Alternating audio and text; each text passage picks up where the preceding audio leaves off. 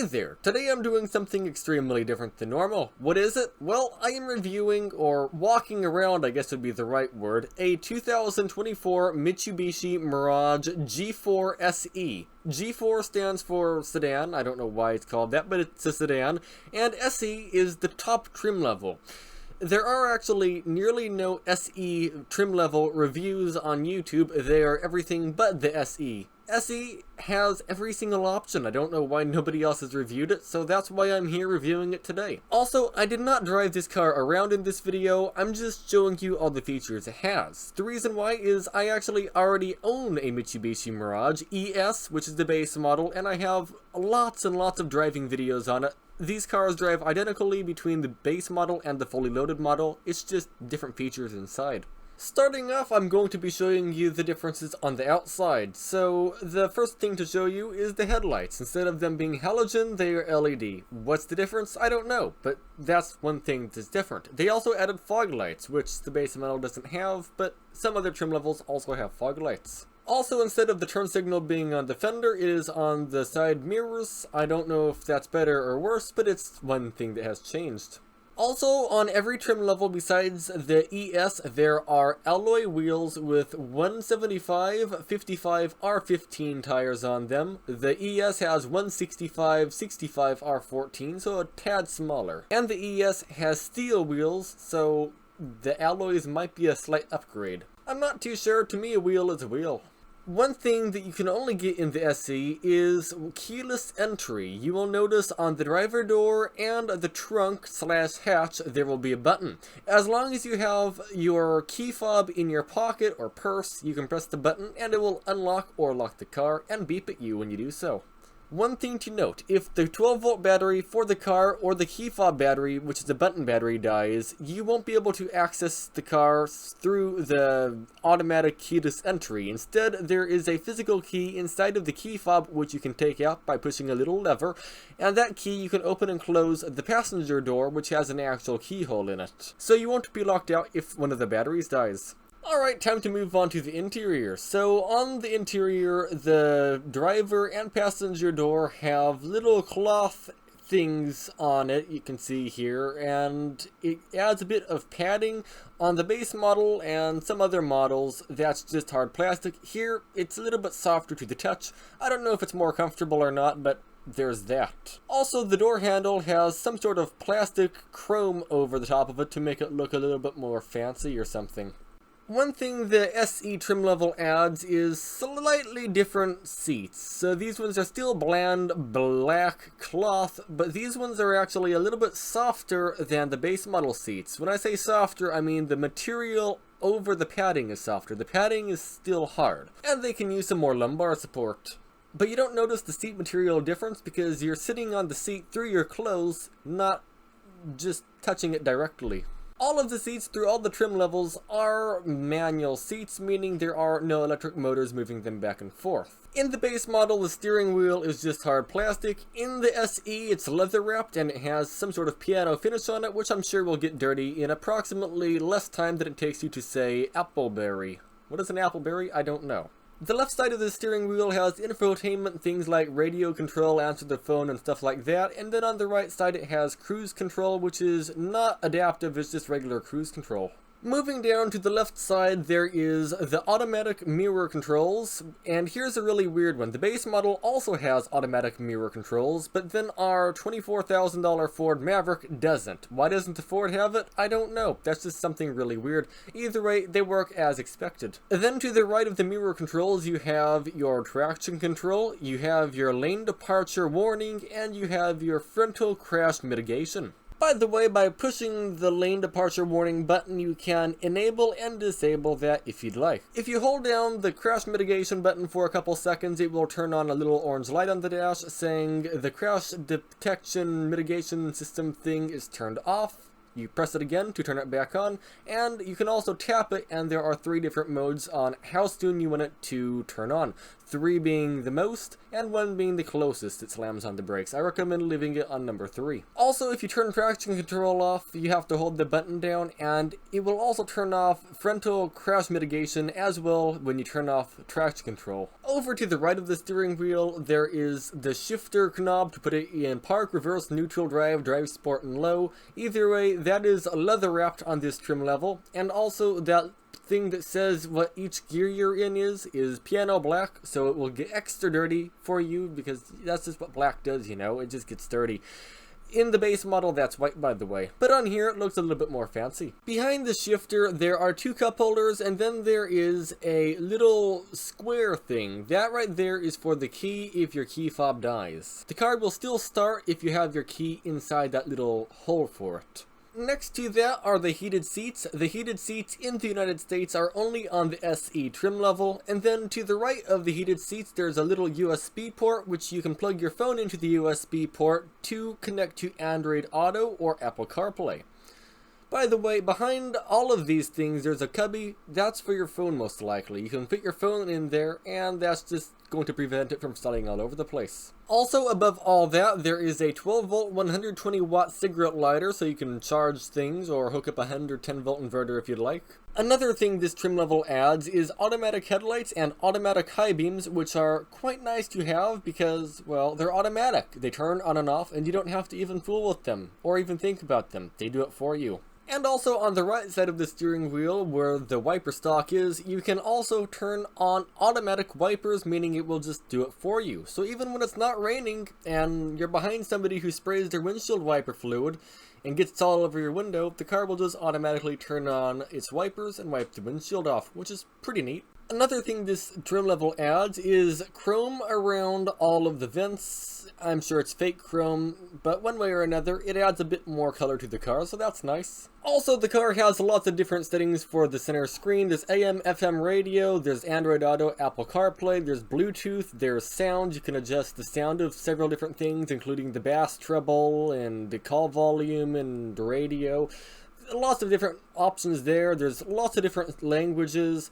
Also, if you don't like the beeping sound the display makes, you can turn the beep on and off. That will not affect the beep, though, that the air conditioner makes. It will still make beeping noises. And in the display options, you can choose between day and night mode. You can also adjust the color of the screen saturation, a bunch of other things. And also in each one of the day and night modes, you can also adjust the settings for the backup camera if you want it to be darker, brighter, saturated, less saturated. It goes on and on. There's lots and lots of features. I'm not going to cover everything. There's way too many to cover. The glove box is a decent size. You can put quite a bit in it. Also, the cabin air filter is right behind the glove box, so to get to it you have to remove the glove box, which is 0 bolts to remove and 0 bolts to get the air filter out. I have a video on how to change it on my channel. By the way, one side note, so the armrest is very, very weird. So it feels weird to have my arm on it for one, and for two, when you push the armrest down, it is still somewhat up a little bit. You have to give it a firm push and then it clicks into place. Quite weird. For it to work for me, I have to have the seat pretty far forward to be comfortable, otherwise my elbow doesn't reach the armrest. But maybe that's not for everyone because everyone is a different size. Also, in my seating position, I sit pretty high up and pretty close up to the steering wheel. This is how much legroom and how much headroom I have. And also here is how much headroom and knee room I have in the back seats sitting behind myself.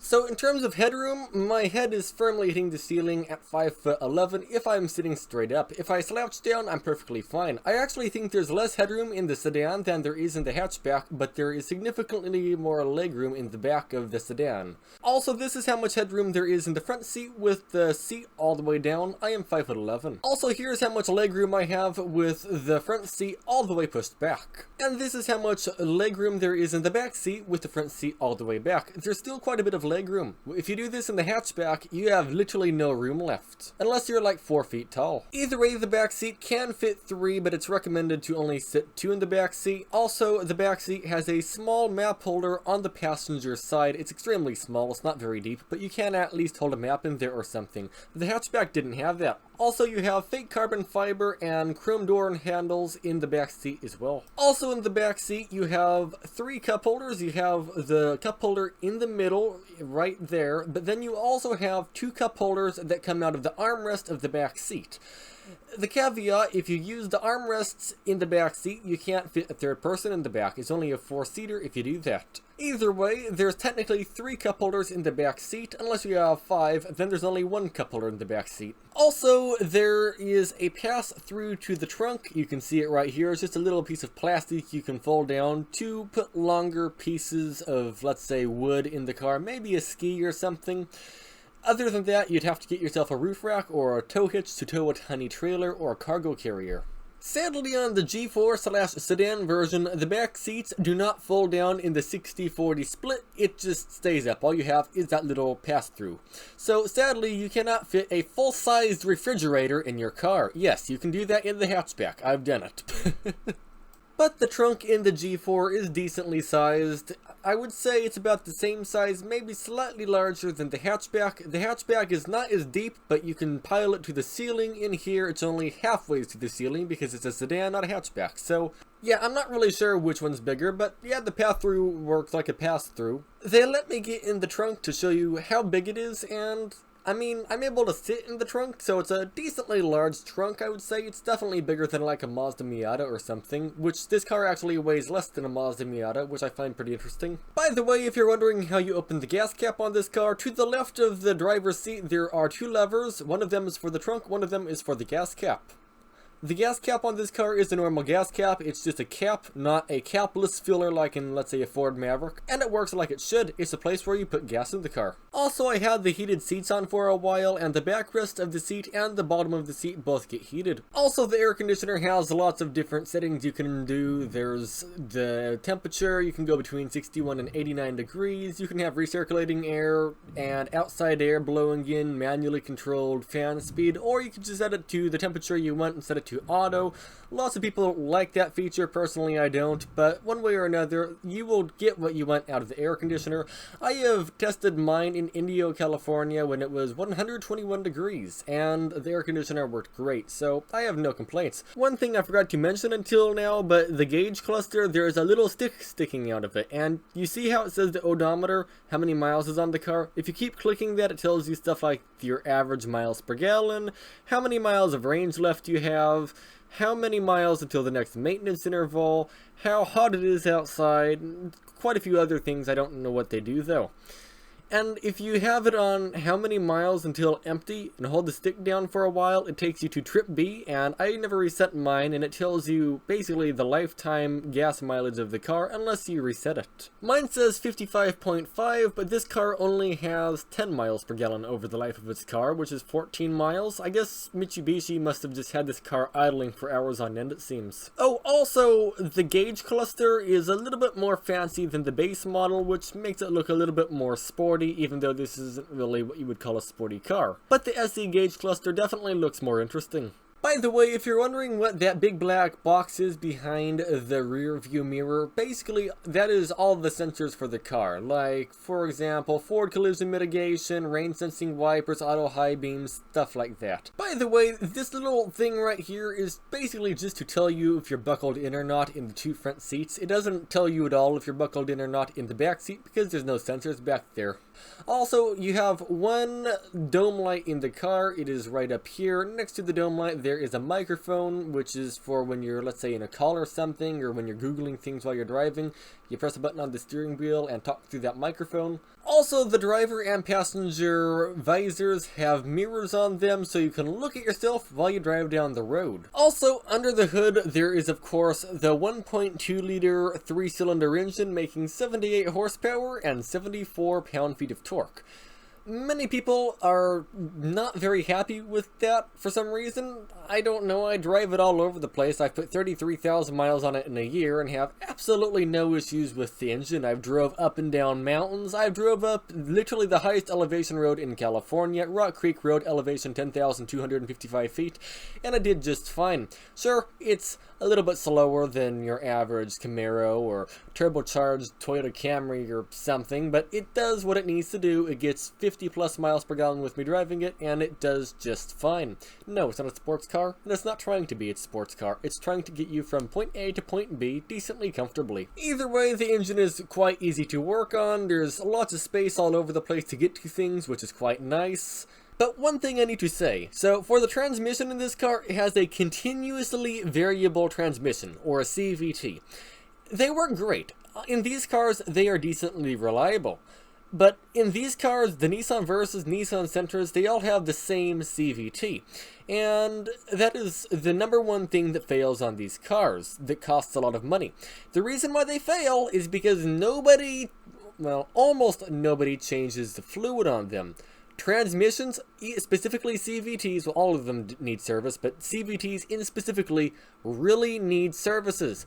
Change the fluid every 30,000 miles. Don't wait 90,000, don't wait 190,000. Just change it right away every 30,000 miles. Every time you service the transmission, there is a filter behind the driver's side tire called a cartridge filter. It's held in with a single bolt. Replace that filter every time you change the fluid, and then every other time you change the fluid, every 60,000 miles, take the pan off and clean the magnets on the pan and replace the filter in the pan. It's not that big of a job. It's 15 bolts to take the pan off and 3 bolts to take the filter off. No big deal. And with the engine, don't wait 15,000 miles, 20,000, 30,000 to service it. No, service it every 3 to 4,000 miles and it will be fine. Maybe 5,000 if you're not too worried about it. 5,000 is probably fine as well, but change your oils and fluids.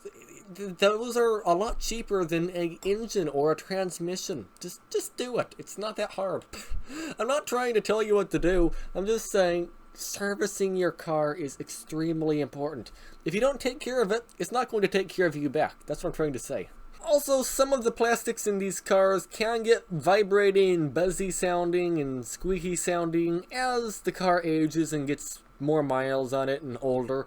That's completely normal. Keep in mind this is an economy car, not a Lexus or a Cadillac or a Bugatti or a Rolls-Royce. So rattles should be expected. Either way, if this video is helpful or informative or something, if you could leave a like, that would be amazing. If you'd like to subscribe, consider subscribing. I guess I should say thanks to Puente Hills Mitsubishi for letting me review their car. But yeah, thank you for watching and have a great day.